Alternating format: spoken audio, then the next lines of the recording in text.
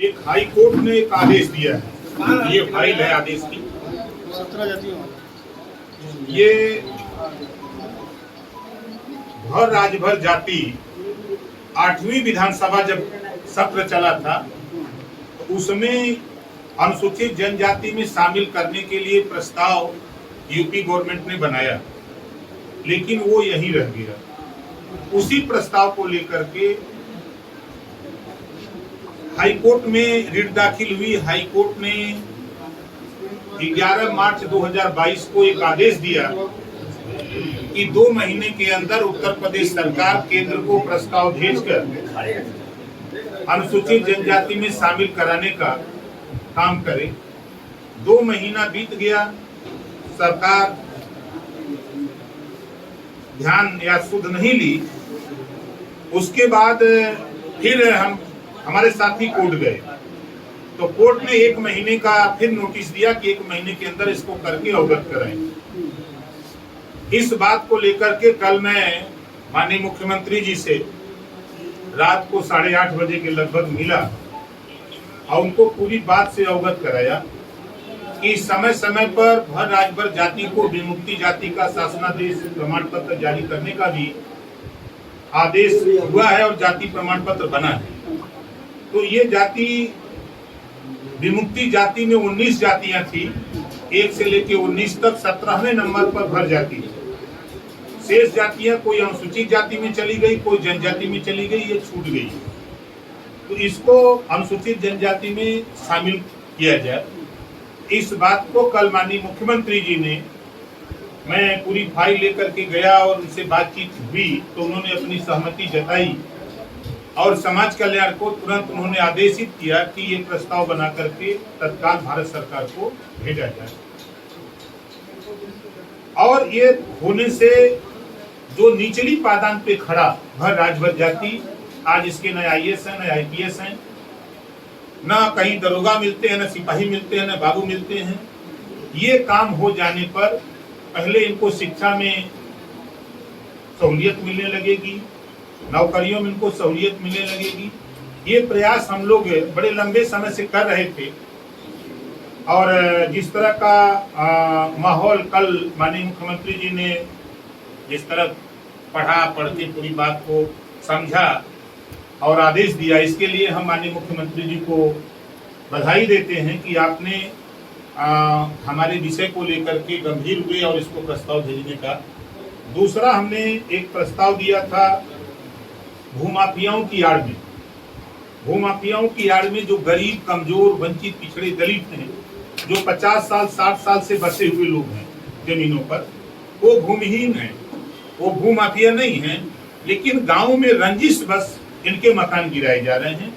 इस संबंध में भी माननीय मुख्यमंत्री जी से कल मैंने चर्चा की तो उन्होंने कहा कि इसके पहले मैंने एक आदेश जारी किया हूँ और ठीक है। तो फिर उन्होंने तुरंत बुला करके प्रमुख सचिव को कहा कि देखो ये मामला संज्ञान में आया है, इसको तत्काल जो है इस तरह की कार्रवाई न हो, गरीब कमजोर न उजाड़े जाए भूमाफियाओं की आड़ में, इस पर त्वरित कार्रवाई हो। ये 2 मुद्दों को लेकर के कल मैं माननीय मुख्यमंत्री जी से मिला और मिल करके उनको अवगत कराया। तो आप लोगों के माध्यम से ये मैसेज हमारे समाज के, जब सदन में हम इस बात को लड़ते हैं तो ना तो सपा के राजभर नेता बोलते हैं, ना बीजेपी के बोलते हैं। कोर्ट के आदेश के बाद भी कोई साहस नहीं जुटा पा रहा था। अगर ये नेता माननीय मुख्यमंत्री से मिल लेते तो या तो पार्टी से निकाल दिए जाते, ऐसा भय सताता है, ऐसा लोगों को भय सताता है। और आज जब हम मिले हैं तो तरह तरह की चर्चाएं लोग कर रहे हैं। ये समाज की लड़ाई है, समाज की लड़ाई सबके बस का नहीं होता है। ये लड़ाई अगर वंचित, पिछड़े, दलित की कोई लड़ सकता है, फ्रंट पे आकर के बोल सकता है, तो ओम प्रकाश राजभर के अलावा हम ये परवाह नहीं करते कि मेरे साथ क्या होगा। आप लोग बखूबी आज 5-5.5 साल से देख रहे हैं। तो इन चीजों को लेकर के हम लोग जो है, और तीसरी चीज साथियों, हम आपके माध्यम से हम अपने समाज के लोगों से ये कहना चाहूंगा कि जिस तरह की तैयारी हम लगे हैं भर राजभर को एसटी में शामिल कराने के लिए मुख्यमंत्री ने सहमति दिया है, तो जो रथ यात्रा 26 सितंबर से चल रही है, हम उन नौजवानों से कहना चाहूंगा कि 26 तारीख से विभिन्न जनपदों में जो कार्यक्रम 1 महीने लगातार सावधान रथ यात्रा चल रही है, अपनी अपनी मोटरसाइकिल में अपना अपना तेल भरा करके अपनी अपनी गाड़ी करके कार्यक्रमों में बढ़ चढ़ के हिस्सा लो, ताकि ओम प्रकाश राजभर को ताकत मिले और पूरी ताकत के साथ हम इस लड़ाई को मंजिल तक पहुंचाने में सफल हों।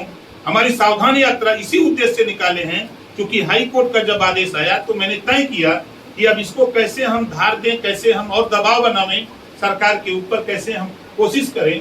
तो इसी में हमने सावधान यात्रा का रखा। उसी बीच हमने माननीय मुख्यमंत्री से इस संबंध में मिला था, तो तमाम तर्क वितर्क, इसके पहले जब मैं मिला तो लोग तर्क वितर्क कर रहे, तो मैं इस नाते नहीं कि चूंकि उस समय सहमति नहीं मिल पाई थी, जिस तरह की कल माननीय मुख्यमंत्री जी ने सहमति दी, इस नाते हम आप लोगों से भी नहीं बताए, मैं बराबर इस बात के लिए लड़ता रहा।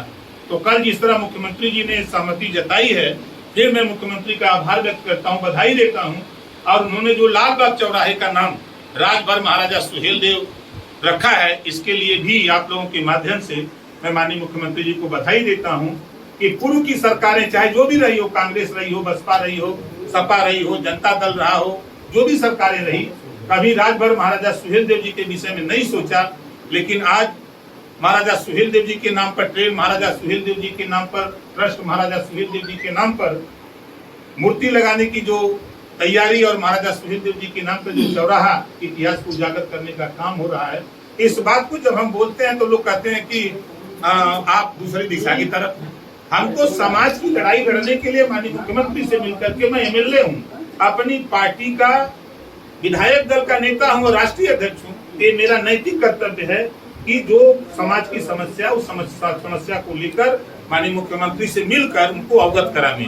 उन्हें मैं आप लोगों के माध्यम से अपने समाज के नौजवानों से खासतौर से कहना चाहूंगा कि आप अपनी मोटरसाइकिल, अपनी गाड़ी करो, ये मेरी लड़ाई नहीं, ये पूरे समाज की लड़ाई है।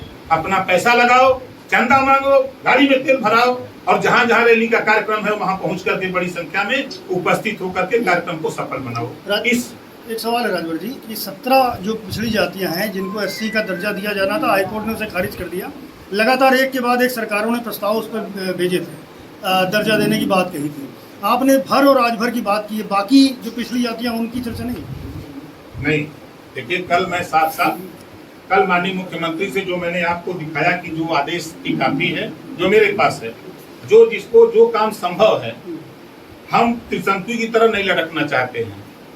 अखिलेश यादव जी की सरकार थी, इन्होंने त्रिशंकु बना के लटका। कांग्रेस की सरकार थी, बसपा ने प्रस्ताव 17 जातियों को SC में शामिल करने का भेज दिया, लेकिन बहुजन समाज पार्टी के सहयोग से कांग्रेस की सरकार थी। पिछली बार भारतीय जनता पार्टी माननीय मुख्यमंत्री योगी आदित्यनाथ जी ने भी प्रस्ताव बनाया, भेजा, लेकिन ये सारे प्रस्ताव खारिज हो गए, हाईकोर्ट ने खारिज कर दिया। तो ये सरकारें जब रहती हैं, प्रदेश के सहयोग से केंद्र में सरकार रहती है, तो ये केंद्र से प्रस्ताव पास क्यों नहीं कराते हैं?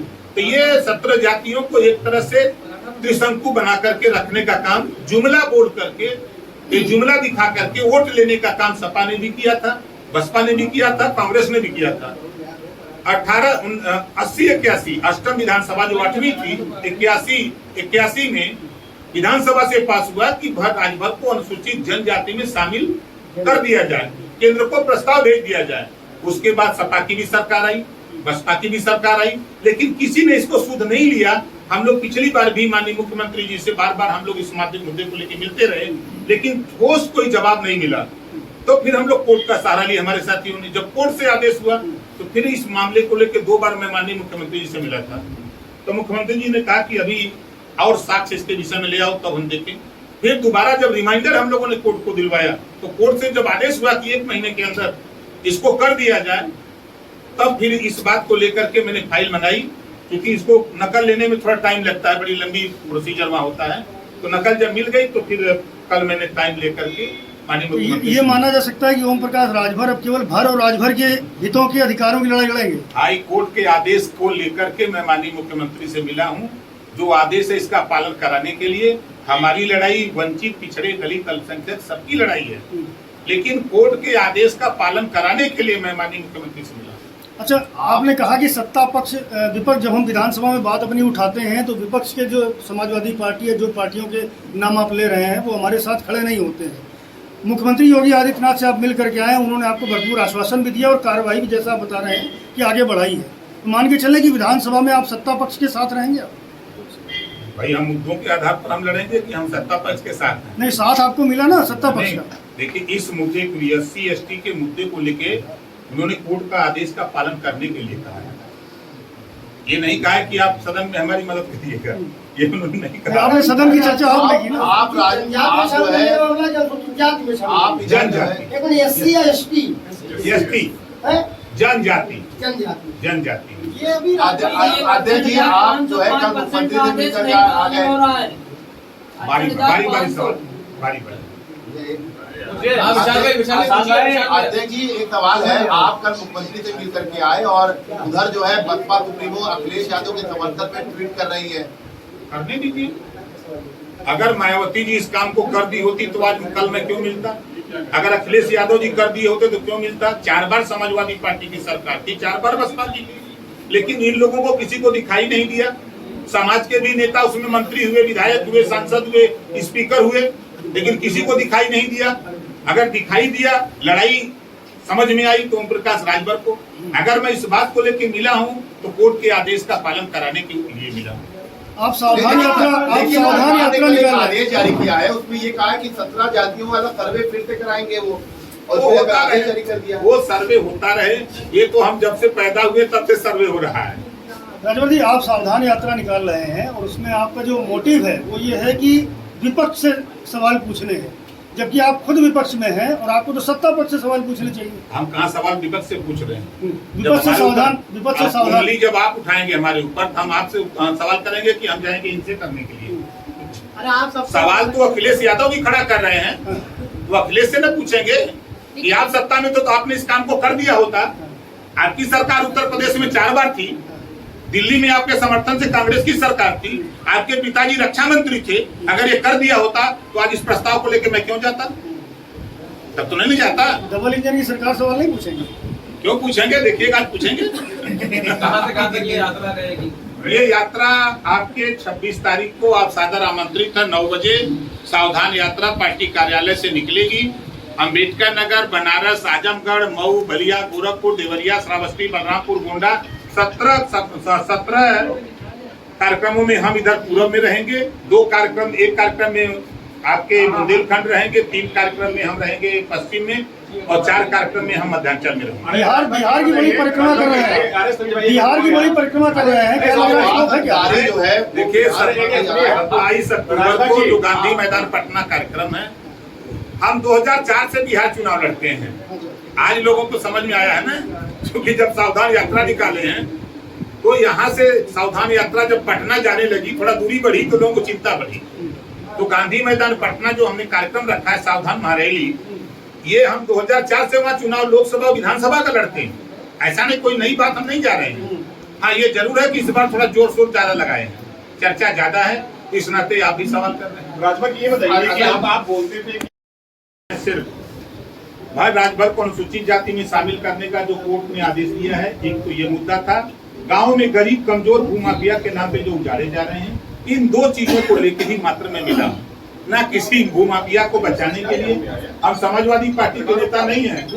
83 मुकदमे हो और जाके मुख्यमंत्री से कहेंगे बचा दो। अरे राजभर जी, अब्बास अंसारी को क्यों नहीं कह रहे सरेंडर करो? अरे हम तो आपके माध्यम से भी फिर कह रहा हूँ कि अब्बास अंसारी जहाँ भी हो, अगर आवाज सुनाई दे तो आप कोर्ट में हाजिर हो जाए। हम तो आपके माध्यम से कह रहा हूँ। मुकदमे की जवाब कैसे जवाब पहले हम तो कहते थे कि ये लोकेशन दिया है ना, कहाँ है? हमारे पास लोकेशन होता तो हम पहुंचा देते। हमसे बातें नहीं हो रही तब क्या बता? एक जानकारी में देखिए, एक जो प्रक्रिया होती है कि जैसे कोई विधायक फरार चला है तो उसके जो दल के जो अध्यक्ष होते हैं उनको एक नोटिस जो है वो पुलिस देती है। तो क्या कोई नोटिस आप लोगों को कराया गया है? आज तक हमको कोई नोटिस नहीं मिली है। एक सवाल ये है कि 2024 का लोकसभा चुनाव आने वाला है, सबकी तैयारी उसके लिए हो रही है। चर्चा है कि अखिलेश यादव भी 2024 का लोकसभा चुनाव लड़ेंगे, नीतीश कुमार कह रहे हैं फूलपुर से चुनाव लड़ेंगे। ऐसे में क्या आप शिवपाल यादव से कहेंगे कि वो आपके साथ आए, आप लोग आपस में मिलकर कम से कम समाजवादी पार्टी को रोकने का काम करें? नहीं, हम समाजवादी पार्टी को रोकने का काम नहीं करेंगे, ना हम बसपा को रोकने का, ना किसी को रोकने का काम नहीं। हम अपनी ताकत इकट्ठा करके अपनी पार्टी से दिल्ली की पार्लियामेंट में मेंबर भेजने का काम करेंगे। हमारा ये लक्ष्य होगा। किसके साथ जाएंगे आप? हम इस प्रदेश में जो जातियां हैं हम उन जातियों के साथ जा रहे हैं। नहीं, लेकिन हमेशा गठबंधन करके चुनाव लड़ते रहे ना, सवाल इसलिए पूछा जा रहा है। देखिए गठबंधन जब चुनाव आते हैं तब उस समय नजदीक होता तब गठबंधन होते हैं। करेंगे ना मतलब? अभी तो टाइम 1.5 साल है। करेंगे प्रायोरिटी कौन है? नहीं होगा प्रायोरिटी जिसको आप लोग बताएंगे उसी से करेंगे। अरे नीतीश कुमार भी आ रहे हैं। आने दीजिए, आप बिहार जा रहे हैं, नीतीश यहाँ आ रहे हैं। आने दीजिए, अदला बदली हो रही है। नहीं देखिए, ताकत तो ओम प्रकाश राजभर बिहार बना ही रहे हैं। आपको हम 27 अक्टूबर को दिखाएंगे कि जिस तरह मऊ की धरती पर हमने रैली करके अपनी ताकत का एहसास कराया अखिलेश जी को और प्रदेश में सबको, उसी तरह के सावधान यात्रा जो निकली है उत्तर प्रदेश में भी होगा और बिहार में ऐतिहासिक होगा। नीतीश कुमार पिछड़ी जाति है। राजभर से बिहार गांधी मैदान पटना, ओपी राजभर की पार्टी से बिहार के जो क्षेत्रीय दल है वो कहीं ना कहीं सक्रिय हो जाए, उनके यहाँ सेंध लगेगी। हमसे ज्यादा आप समझदार। नहीं ऐसा संभव है क्योंकि बिहार वाले यहाँ आके लड़ रहे हैं, आप वहाँ जाके लड़ रहे हैं। चलिए देखिए वो टाइम आएगा तो उसको विचार किया जाएगा, हम आपको बताएंगे। अरे राजभर जी, आपने कहा कि सपा नेताओं ने सीएम से माफिया बचाने के लिए, तो कौन है वो माफिया? कौन है वो माफिया? भाई आप ही लोग चैनल पे चलाए थे, नाम ले लीजिए। अरे नाम का लेना वो नहीं आपके पश्चिम के अरे पश्चिम, अरे वो पूरब के बताइए। चाचा जी, समाजवादी पार्टी के राष्ट्रीय महासचिव पूरब वाले भी बता दीजिए। हम लोग नहीं बोलेंगे। आप जो सोच राम गोपाल आप जो सोच रहे हैं हमको बता ये आपने टीवी में चलाया था। यहाँ कार्रवाई रुक गई क्या? नहीं हम कार्रवाई की बात नहीं कर रहा हूँ। माननीय रामगोपाल यादव जी ने आप ही लोग चैनल पे चलाए थे कि 85 मुकदमे जिसके ऊपर हों उसको मिल करके बचाने की कवायद हो और पार्टी के थिंक टैंक मिले, यही आप लोगों ने दिखाया था। एक सवाल आखिरी है कि वक्फ बोर्ड की सरकार सर्वे करवा रही है वक्फ बोर्ड की संपत्तियों के, क्या लगता है ये सर्वे जो हो रहा है उसके नतीजे क्या हो सकते हैं? अब सर्वे आवे तब मैं बताऊं क्या नतीजे। नहीं, इस सर्वे पर आपकी प्रतिक्रिया जानना है। नहीं देखिए, सर्वे अगर हो रहे हैं तो सरकार करा रही है तो कुछ सर्वे हमारे हिसाब से भी होने चाहिए। देखिए जो सरकारी स्कूल हैं उसमें पढ़ाई नहीं हो रही, सरकारी स्कूल में पढ़ाई नहीं हो रही है, उसका भी सर्वे हो। हर ब्लॉक में, उत्तर प्रदेश के हर ब्लॉक में खंड शिक्षा अधिकारी के द्वारा दर्जनों अध्यापक स्कूल नहीं जाते हैं, तनख्वाह लेते हैं, दूसरी जगह नौकरी करते हैं। इसकी भी जांच होनी चाहिए। वक्फ बोर्ड का सर्वे होना चाहिए कि नहीं होना चाहिए? वक्फ बोर्ड की संपत्तियां नहीं होना चाहिए।